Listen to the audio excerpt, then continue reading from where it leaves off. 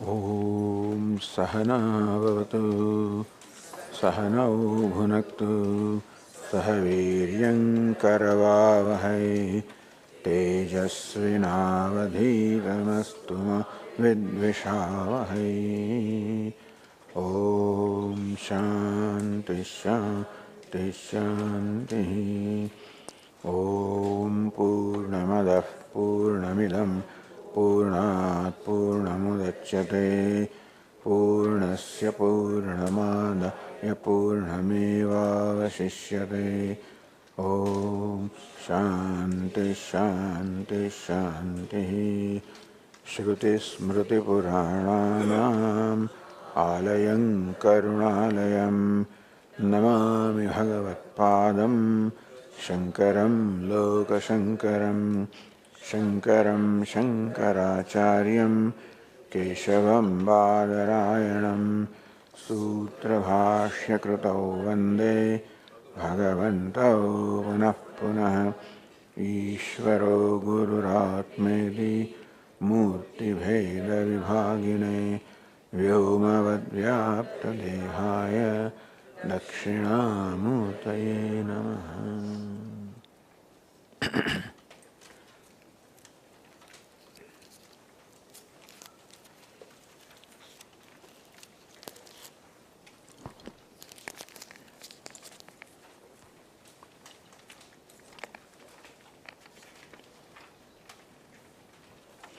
As we've been discussing, the first mantra of this Upanishad gives us the vision of life, and as Bhashyakara explains, it is for the full-time pursuit of knowledge, for the Sankhyas, for the Sannyasis. The second mantra gives us the way of life, which is the Karma Yoga, a way of life which prepares an aspirant for the knowledge which is revealed in the first mantra. Third mantra is the Ninda, censure of Aviveki, which is the purpose is to praise the Viveki and the Jnani. The mantras from 4th to 8th, those 5 mantras we saw, are an elaboration of the first mantra. Even though the word Isha was used in the first mantra, same one was referred as Atma later on, therefore Ishvara is presented as Atma. Now we have 6 mantras, which are the elaboration of the second mantra. What is second mantra? Kurvanneveha karmani jijivishe shatam samaha. May one live a full span of life performing the karma, one's duties. And we discussed that in the word, the karma means kartavya karma, the duty. And duty always involves a sense of gratitude for returning the favor. It is this attitude of the gratitude that I feel in my life for the favor that is being done to me, and therefore may my life become an expression of returning that favor. That's the idea of kartavya karma, duty, dharma. Now that karma is now elaborated in the 6 mantras that we will see, from 9 to 14 in these 6 mantras.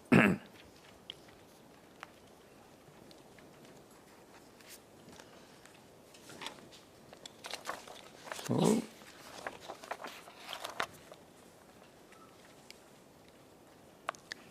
page 8 in our booklet.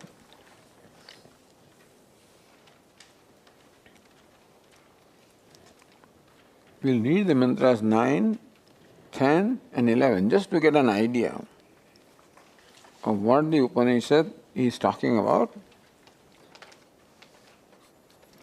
and what lesson We have to learn from what these mantras are telling us. So we read the mantra number 9. Andantamah pravishante ye vidyam upasate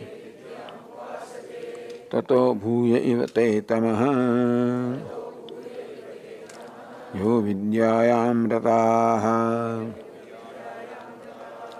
anya devahur vidyaya anya dahur vidyaya iti shushramadhirana yenastad vichachakshire vidyancha yastad vedo bhayam saha avidyaya mrityum tirtva vidyaya amritamasnude.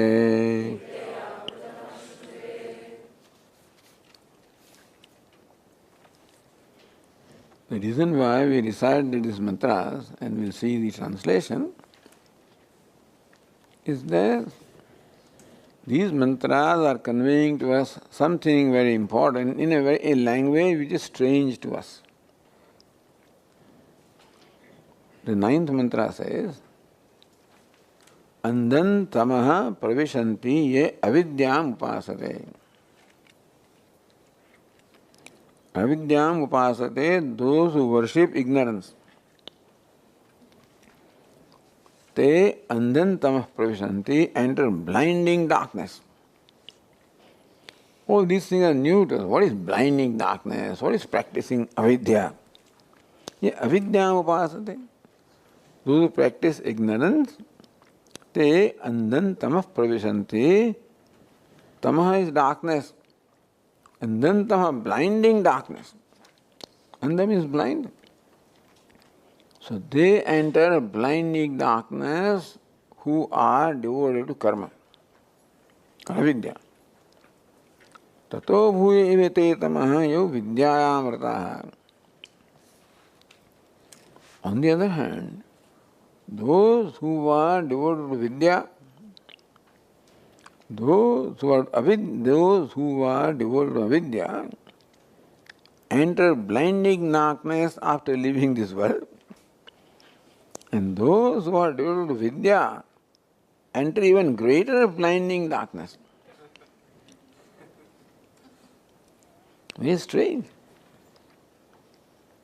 Meaning here both are condemned. There is ninda of avidya as well as vidya. Being devoted to, preoccupied with avidya, you enter blinding darkness. Being preoccupied with vidya, you enter further blinding darkness. So avidya and vidya, avidya will be explained as karma, and vidya will be explained as upasana. So those who are devoted to karma enter blinding darkness. Those who are devoted to upasana enter even more greater blinding darkness. Thank you. Then you need not do anything.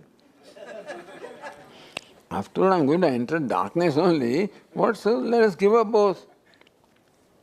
So to give us a little understanding of what is meant by this, the next mantra says, Anyadeva ahuhu vidyaya, anyat ahuhu avidya.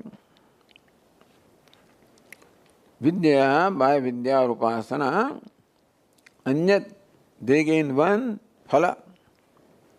They get one phala, outcome, reward, advantage by vidya or upasana. Anyat ahu avidya, by vidya, by karma, they get different result. So vidya gives one result, avidya gives another result. No, there cannot be ninda for something that is meaningful. Avidya also has an advantage. Vidya also has an advantage. So both of them are useful to human beings, and what is useful should not be condemned. and cannot be condemned. So the second mantra, meaning mantra 10, says that by avidya, by karma, you get one kind of result, one advantage. Avidya, upasana, you get another one. Therefore, they don't deserve to be condemned. They deserve to be praised. Is it not so? When both of them provide something, both of them beneficial to human beings, what is beneficial should not be condemned. So this is a very strange way of Shruti communicating something to us. In the 9th mantra said that Vidya also is condemnable, avidya is also condemnable. Next mantra says, well, by Vidya you get this benefit, by avidya you get another benefit.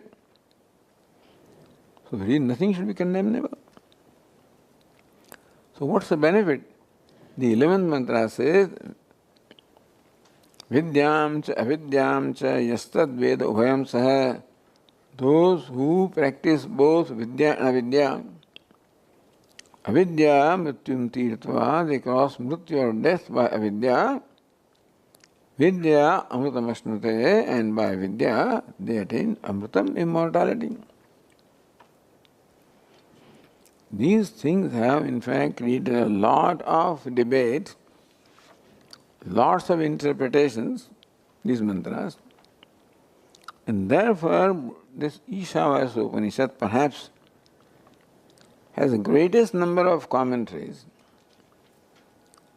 and is looked upon as an Upanishad most important as far as practical life is concerned. So those who are devoted to karma means knowledge. Now interesting thing here is, this Upanishad begins by saying Ishavasya Vedam Sarvam, where the nature of knowledge is described, is expounded. Meaning what is knowledge, what is Vidya is what is explained in the first mantra, right?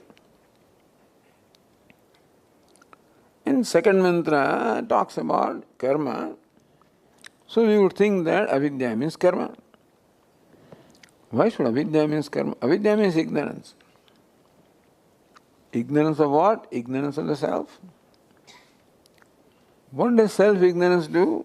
As you said, creates an identification with non-self. Therefore creates in me the notion that I am a body, I am mind, I am Jivatma, I am limited. That's called the sense of I, the I notion is created. Ahankara, mamakara, raga, dvesha, all this progeny of ignorance. And these raga, dveshas always seek their expression. They create pressure within ourselves. And that is how karma proceeds from them. So karma is the result of avidya. Avidya, kama, karma. Avidya means ignorance. Ignorance means the notion of I and mine that creates a sense of inadequacy, incompleteness, that creates desire to be complete, and that creates a desire for means to gain that completeness, karma. So karma is the ultimate product of avidya. Karma is grandchild of avidya, kama, karma. So kama is immediate child of avidya, self-ignorance, and karma is the result of that. Therefore, karma, which is the product of ignorance, can also be referred to the effect and also be mentioned by the cause. So karma is the effect, avidya is the cause. But here, when the Upanishad uses the word avidya, it is in the sense of the product of avidya, which is karma. Because otherwise avidya has no reference to karma. Then it says vidya. Second line uses the word vidya. Now what is that vidya? That is a big debate. The only Vidya talked about it is Brahma Vidya. The first mantra has talked about Brahma Vidya. Second mantra talks about karma. So you understand that karma means avidya because karma is the product of avidya. So naturally vidya, which is a word used in second line, should mean Brahma Vidya. And that is that Acharya has a problem with that. Therefore Shankaracharya ji has a long discussion of what should be the meaning of vidya here. Now, in this mantra 9, apparently Vidya, Avidya both are condemned. But the 10th mantra said Vidya gives you one benefit, Avidya gives another benefit. So that which gives benefit should not be condemned. As clarified in the last mantra that by Avidya you cross death, by Vidya you get immortality. Yes, the idea is that both avidya and vidya should be in your life. The 11th mantra said, Vidyam cha, avidyam cha, yastad veda ubham saha.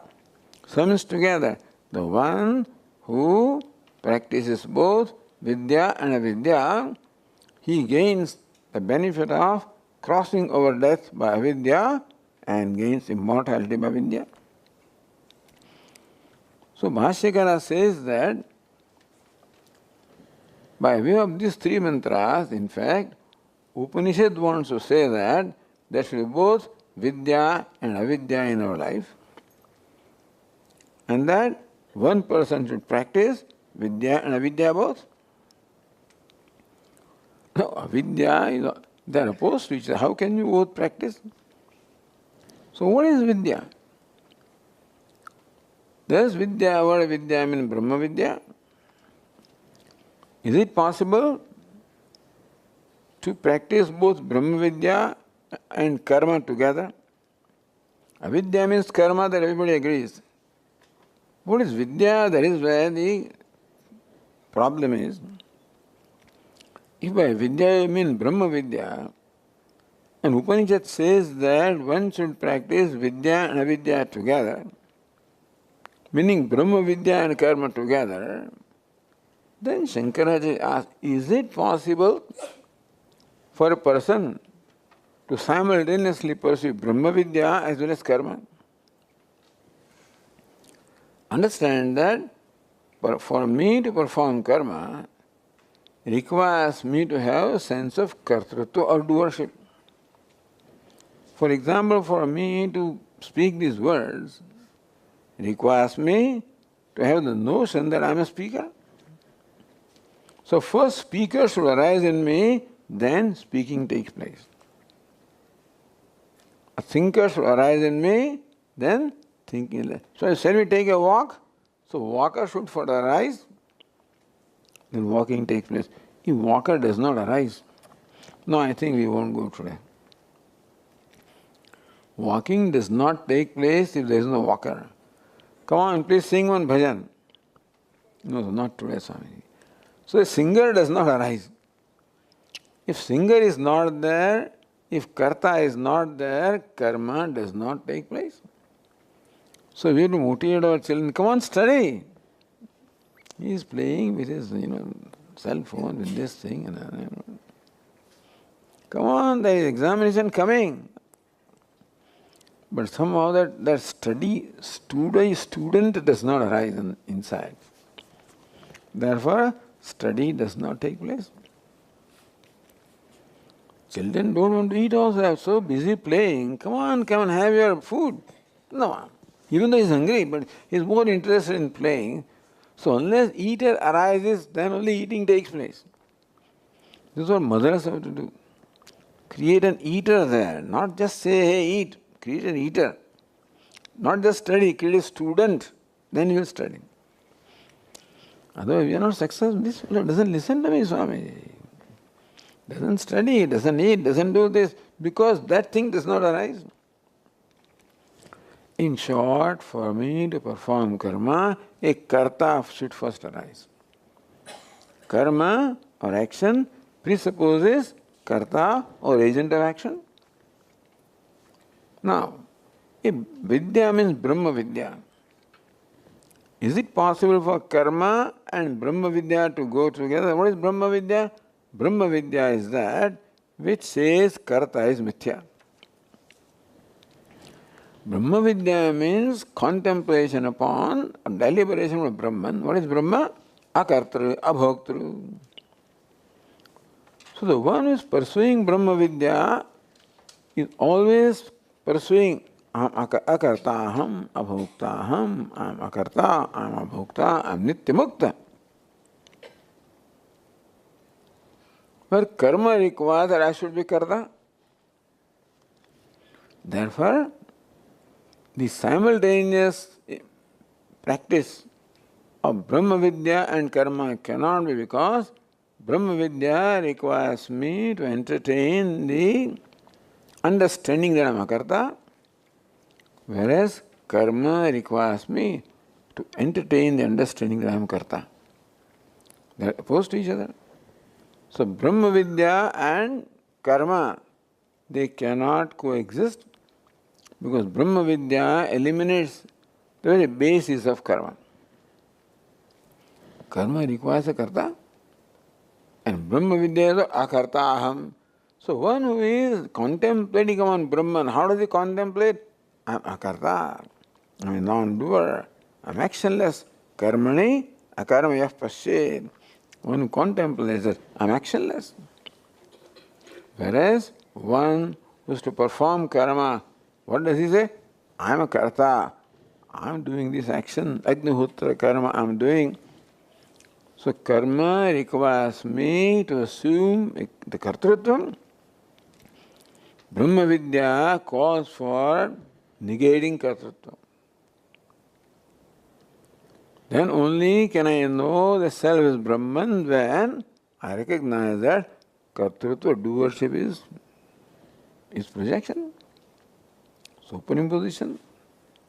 Because doing belongs to buddhi, mind. I cannot become karta unless I superimpose the nature of the body mind upon Atma. And contemplating Atma requires me to negate that. So the point is that pursuit of Brahma Jnanam and pursuit of karma cannot coexist, because pursuit of karma requires me to maintain the notion that I am a karta, and Brahma Jnana requires me to negate the notion of kartrutva.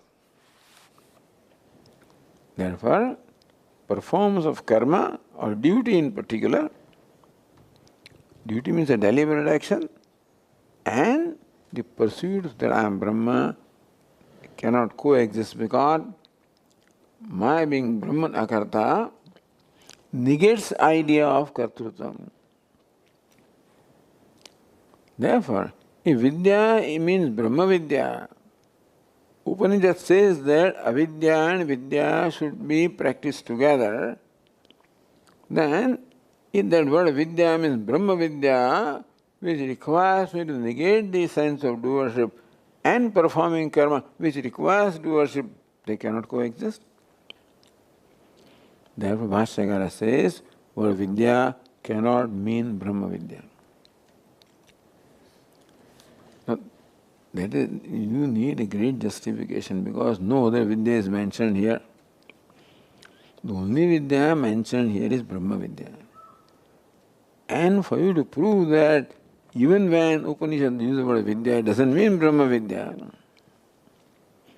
you have to justify that explanation. Therefore, Bhashyakara undertakes a long discussion. So they are not compatible. Brahma Vidya and karma are not compatible. Just as darkness and light are not compatible. They cannot coexist. Karma requires kartrutva, which is product of ignorance, and Brahma Jnana requires the contemplation of akarta atma. Therefore, These two mutually exclusive things cannot coexist.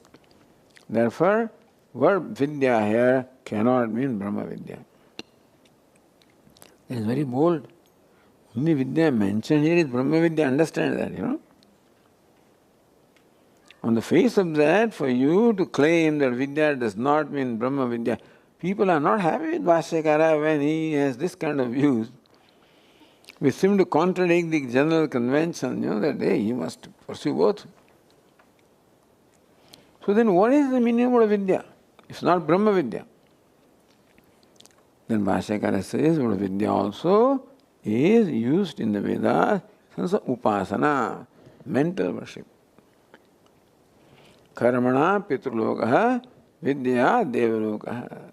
Vidya means meditation upon devata. Upasana or meditation upon devata is called vidya.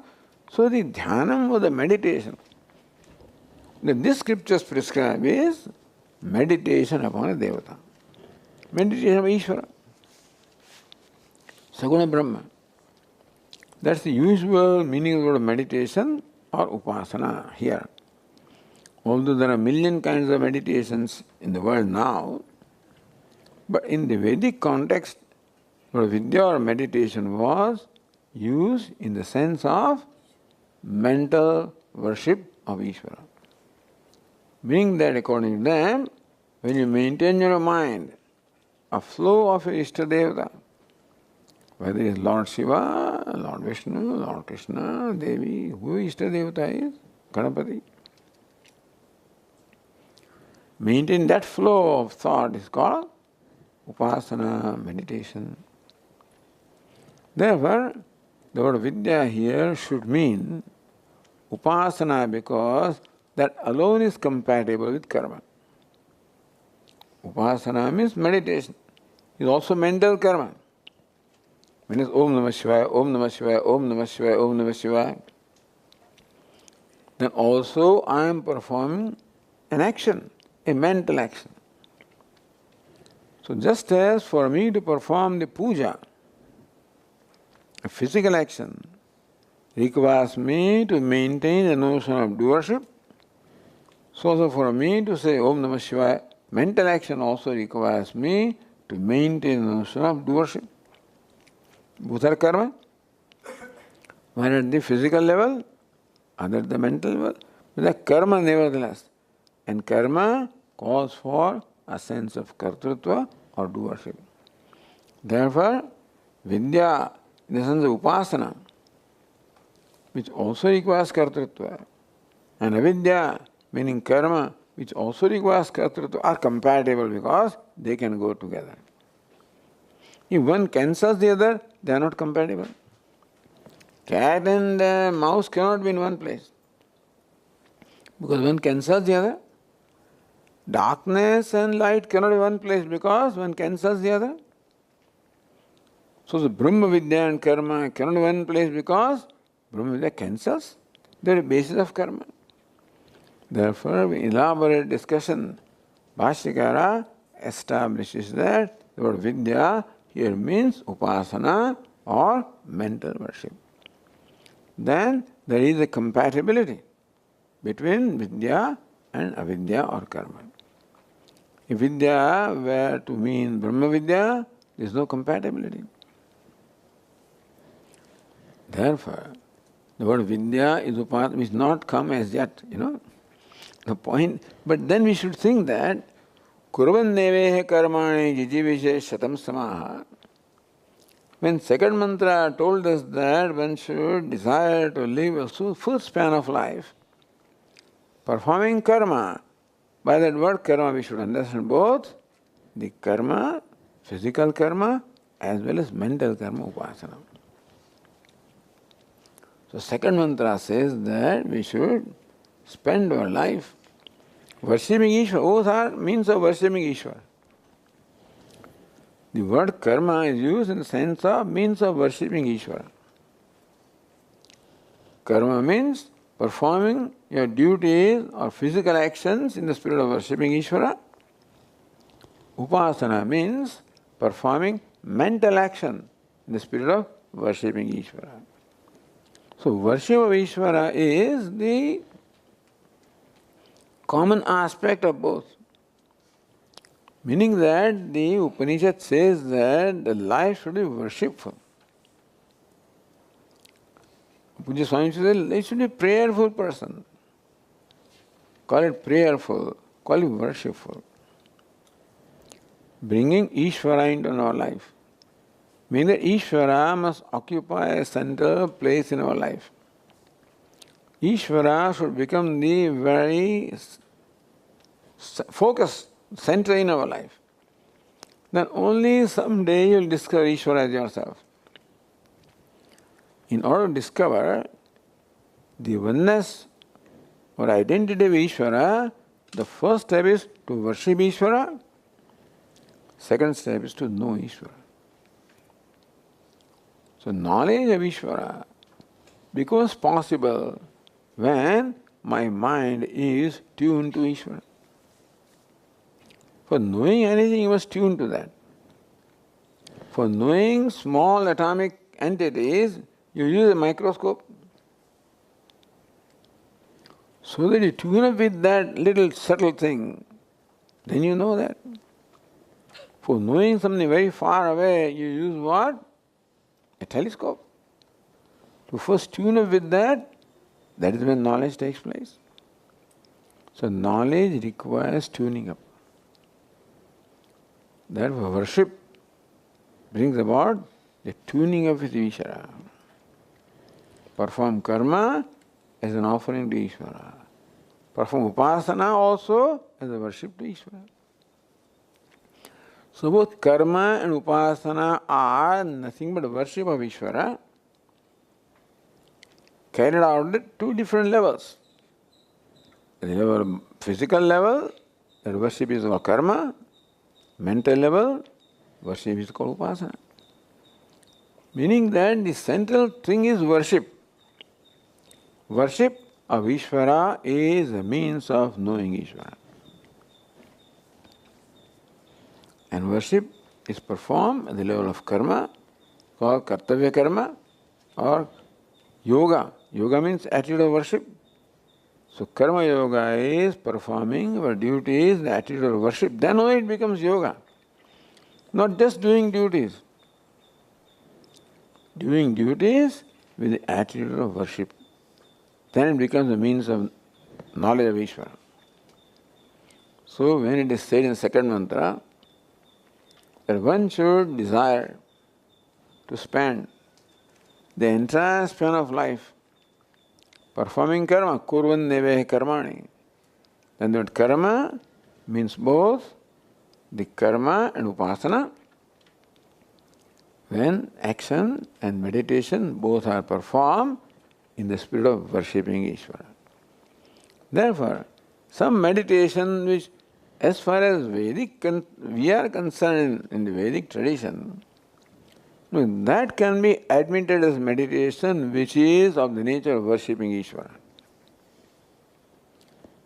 Anything can be meditation, concentrating here, there and so there is nothing wrong in it. But as far as we are concerned, what is meditation?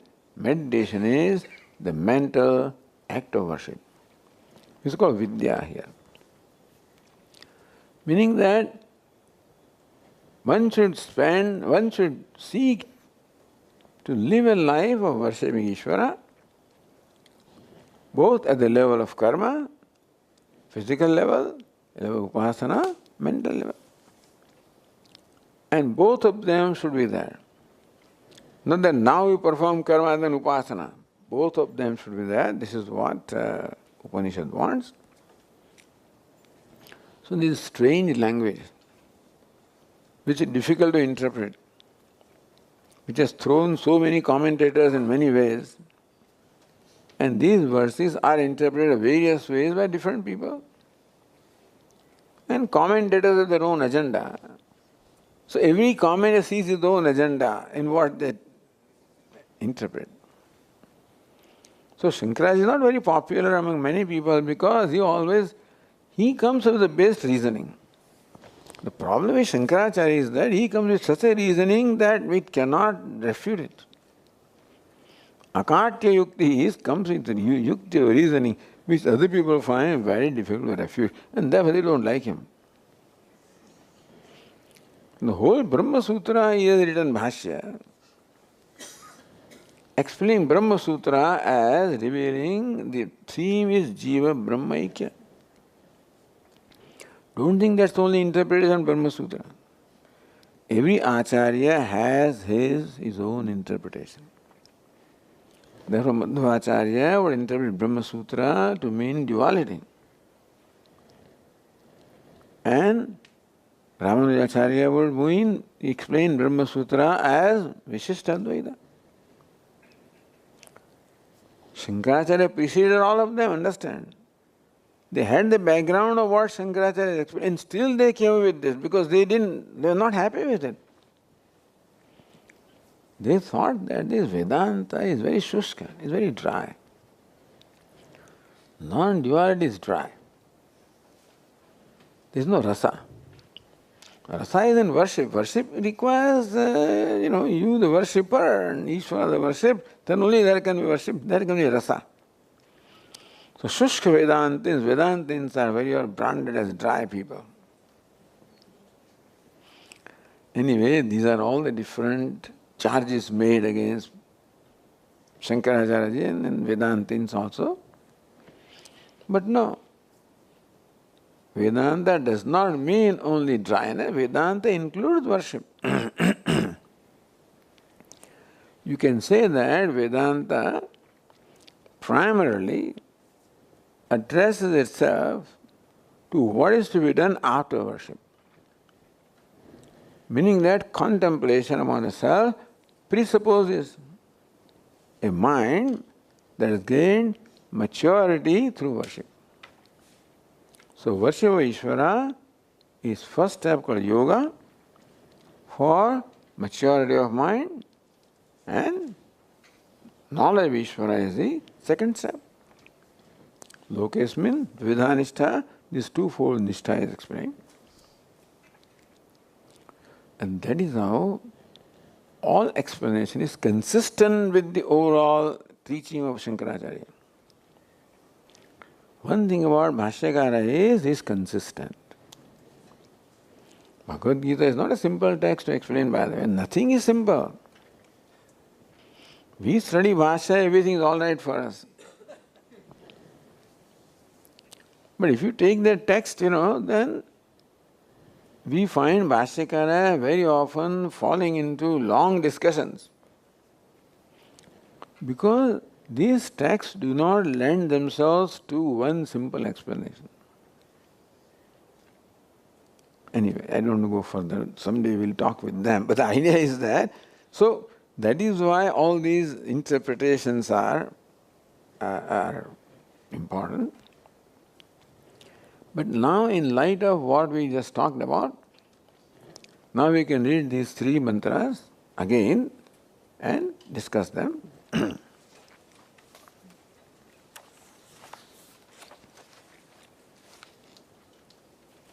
So let us read the mantra 9. Andhan tamah pravishanti ye vidyamupasate tato bhuya ivate tamaha yo vidyayam rataha.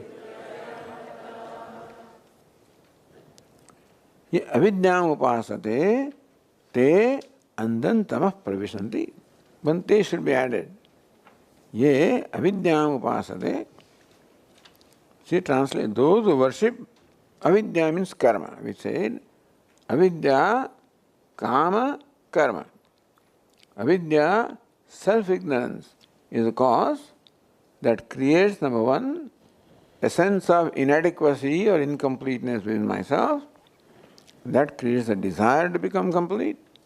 And that prompts karma to fulfill the desire. So see what ignorance does in our life. Again, to repeat. As Vedanta explains ignorance, self-ignorance is not merely absence of knowledge that I do not know myself. Ignorance means I do not know something. I do not know Chinese language, it's called ignorance of Chinese language. But here, self-ignorance is not merely not knowing the self, but then knowing it wrongly. This is the most dangerous part. The part that really is most hurtful, dangerous, hurtful, is not only that I do not know myself. That may not have been so bad, but that I take myself to be contrary to what I am. This is the, what shall I say, Ishvara has done that job, put us on a trip. Therefore, as we've been saying, by default, we are born with ignorance, means that we are born with false notions about ourselves. What's the notion? I'm a karta, bhokta, jivatma, limited, one among countless, confined to this body, mind, sense complex, and they were extremely limited, they were incomplete, inadequate, lacking, wanting. So constantly suffering from a sense of lack or want. Now that lack may be lack in money, lack in this, that form may keep on changing. But every desire has behind that a sense of lack or want. Depending on what I feel at a given moment, I think I don't have a good seat, then lack, I want a better seat. There are very good travelling railways and plane and this and that, and you want to stretch your legs, you want window seat and whatever.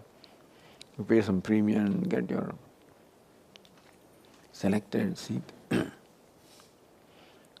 But when we want something, what it means that there is a sense of lack. That's called want or lack. I wish I had that, then I'll be okay. I wish I had that seat, then I would be okay.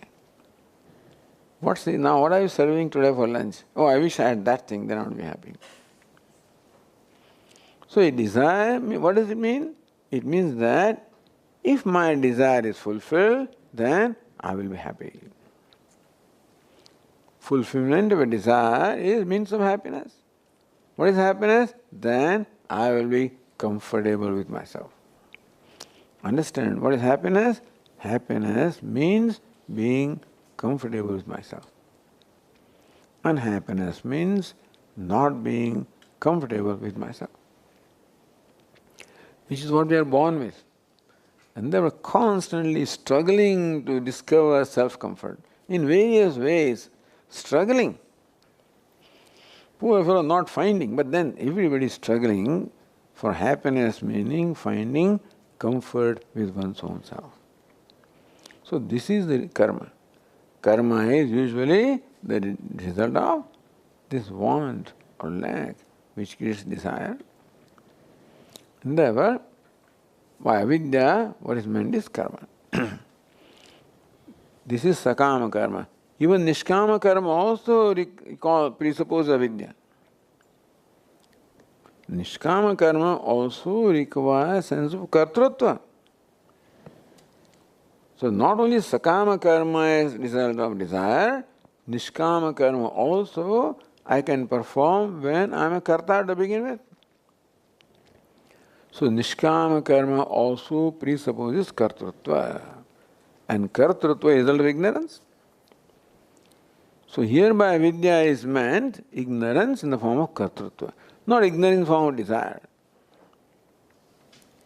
So Anantamah pravishanti ye avidyam upasate. Those upasate. How can you upasate means worship. Those who worship karma. Meaning what? Those who are devoted to karma. Those who are given to karma, all the time doing, performing actions. Here, the Vedic actions. They enter blinding darkness after departing from this body. Now, blinding darkness, we need not interpret as anything. It's some undesirable result. Meaning that if you are devoted to performing even your duties, karma is, even when you are devoted to perform the duties, then also you remain in darkness because that does not remove ignorance. even performing good karma also requires me to maintain sense of kartrutva or doership, and therefore that perpetuates ignorance. Because I must retain the sense of kartrutva or doership to perform karma, meaning that I must retain ignorance in order to perform karma. Therefore, regardless of how many karma he performs, how great karma he performs, he may be a great karma yogi and nevertheless still entertains a sense of kartrutva, doership. Therefore, ignorance is perpetuated. Therefore, he enters world characterized by ignorance. The way of saying. Tato bhuyevete tamaha yo vidyayam rataha. But those who are devoted to all the time performing meditation, that looks better. When you are meditating on Devata, those fellows are actually better than these fellows, karma. Because when you meditate upon Devatas, then what is meant by meditation is creating identification with the object of meditation. Ideally, a meditation culminates into the identification with the object of meditation. That's the idea of meditation. So when this one is performing meditation on Devata, we also prescribe in the Veda what Devata you should meditate upon while performing karma. Then, in course of time, he discovers identification. Then he imbibes the qualities of the Devatas. We imbibe qualities of those with whom we identify. We see various disciples of gurus, famous gurus. Those disciples also talk like the gurus, dress like the gurus, behave like gurus, not intentionally. Being in contact with Guru for a long time, they automatically, because of the devotion, identification, because when you are with Guru, with that, then in your mind, a little bit of reverential, worshipful thinking of Guru goes on. That is how the meditation on Guru goes on. Acharya Upasanam. When you meditate, then you slowly identify and unknowingly imbibe the traits of your object of meditation. Not unusual for disciples to talk like Guru, dress like Guru, talk like Guru in the same way. Not that they are acting Swamiji. No, this is what happens. By living or spending time with Guru for a length of time, and depends on your devotion. Not everybody necessarily does it. But more devoted you are, more identification there is, more imbibe. I am giving example of Guru because we see that. But this is what Devatas, for Devatas also. So slowly you become like Devata. So that Devata is better than this karma. Why? There is even they enter blinding darkness by meditating on Devata. That's just a way of saying. Meaning that even meditation on Devatas also is condemned. And karma also is condemned. Now this is strange. Karma gives you a lot of siddhis and upasana gives you greater siddhis. They don't deserve to be condemned, they deserve to be praised. Why does Shruti condemn them? So let's go to the next verse. Anyadevahur vidyaya Anyadahura vidyaya Iti shushramadhirana Yenastad vichachakshire. So now the intention behind the ninda of this verse 9 is slowly being revealed. Why is it that those devoted to karma also are censured and those devoted to upasana are also censured? then ninda is not in the meaning of ninda. See, here it says, Yau avidyayam rata, those who are preoccupied with karma. See, when you are preoccupied with something, then you don't do other things. Preoccupied with study, that means this fellow, he doesn't play. So, in a child's life, there should be a balance of play. What is all work, no play makes Jack?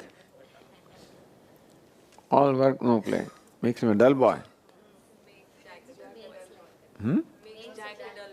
Makes all work and, and all play and no work also makes him something, isn't it? That is not said. But he keeps on studying. If he keeps on playing and does not study, makes him a dull boy. But then he keeps on studying and does not play, that also makes him what? A sick boy. Is it not so? A good mother, suppose she has 2 sons or 2 children. One is very playful all the time, keeps playing and doesn't study. You are all the time not studying. You have to pull this cart. Do you know what will happen to you? You don't study, pass your exams, and then what's the result? See that fellow on the street pulling the cart, that's what you will have to do. So playing is condemned, isn't it? Keep on playing, this is what you'll do. This fellow here, you're a bookworm, the other child is also condemned. Bookworm, you will have to pay medical bills whole of your life. So both fellows are criticized. The person who is playing also is criticized, and person who is studying also is criticized. You may have heard from your mother, But clever mothers do that to motivate children. So how come play also is condemned and study also is condemned? Does it mean we should give up both? The boy who is playing also is condemned, that you have to pull cards. Boy is studying also is condemned because you have to pay all the time medical bills. Bookworm, that's what we told. That means, good ma'am, I will not play and I will not study. Because both are condemned, is it not? But you see, when only play is condemned, it is not play that is condemned. When he is only playing, then he is ignoring studying. The ignoring the study is condemned. Outwardly, it looks like the boy who is playing is condemned, but what is really condemned is that he is ignoring his study. Therefore, the ignoring, not doing something is condemned. Not what is. So, while we condemn this boy for what he is doing, in fact we are condemning for what he is not doing. You understand this? That's what mother says, hey, go and study. Because why you keep on playing? Not she doesn't want him to play, he wants him to study. So play is condemned so that he will study. And this fellow is studying. Go and play outside. Looks like she doesn't want him to study. No. So only play is condemned because study is ignored. Only study is condemned because playing is ignored. Because mother wants both, a judicious combination of play and study. Isn't it? While eating, food also, children, we like certain things. So when some sweet is prepared, all I want is that one, All I want is laddu. There is rice also, dal also, sabji also, chapati also, and a laddu also. You give me that. You think she will not give me? First eat 2 chapatis, eat this much of rice, then only you will get that. Because she wants that because each one of us has a value in terms of nurturing my body. The boy wants to do what he likes, but that may not be good for him. Not that laddu is bad, but he's ignoring chapati and sabji, etc. No, that is not right. And so, fellow who keeps on eating laddu, you know what happens to him? He goes, because so then that fellow will eat chapati. So our condition was you cannot get this sweet unless you first eat this much chapati, this much rice, then only you'll get that. So you have to eat that stuff, you know.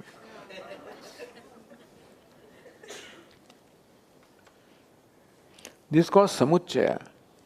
Samuccaya means that you have to do both. You must do, this is called samuccaya, or the saha anushtanam, or the combination of both must be there for a healthy growth. So Upanishad desires that there should be a healthy spiritual growth in the life of an aspirant, where karma contributes to some kind of a growth and upasana contributes to another kind of growth. We have an active personality which also needs to grow. We have an emotional personality that also needs to grow. Then comes the contemplative personality. Three things are there: the body, the mind, and the intellect. So that is why they say that before you devote yourself only to pursuit of knowledge, which is intellect, you must gain emotional maturity, meaning the mind also should become mature. And for the mind to become mature, that active personality also should become mature. Active personality, emotional personality, and intellectual personality. So karma is for the maturity of active personality. Not just activity, a well-focused, well-directed activity. That's why it's called yoga. So karma, when performed with the spirit of yoga, matures your active personality in the direction of worshipping Ishvara towards moksha. Upasana is for emotional personality, so that growth also is required. Therefore, both of them should be there. Therefore, when karma is condemned, it's not karma that is condemned. This fellow, karma, avidya upasate, he is just preoccupied with karma, means you are ignoring upasana.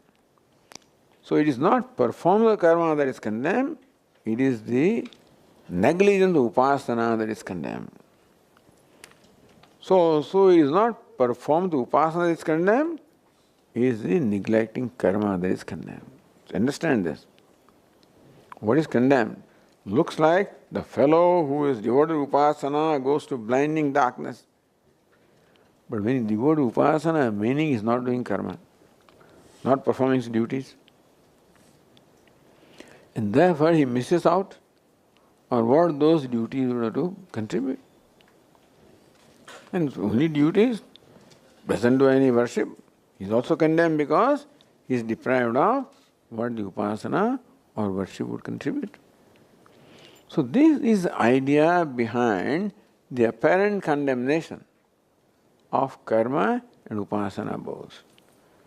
Because ye avidya upasate, those who are devoted to karma, which means what? They are ignoring upasana. Vidyayam vrataha, preoccupied with upasana, that means they are ignoring karma. So they are condemned not for what they are doing, they are condemned for what they are not doing, which they should have been doing, what they are ignoring. This has to, otherwise you can't understand these things, these mantras, So when this is clear now, then next mantra tells us what is the benefit of karma, what's the benefit of upasana, that we will see in the next class. Om Purnamadah Purnamidam Purnat Purnamudachyate Purnasya Purnamadaya Purnameva Vasishyate Om Shanti Shanti शान्तिः शङ्करं शङ्कराचार्यं केशवं बादरायणं सूत्रभाष्यकृतौ वन्दे भगवन्तौ पुनः पुनः ईश्वरो गुरुरात्मेति मूर्तिभेदविभागिने व्योमवद्व्याप्तदेहाय दक्षिणामूर्तये नमः। ॐ शान्ति शान्ति शान्तिः। हरि ओम। श्री गुरुभ्यो नमः। हरि ओम।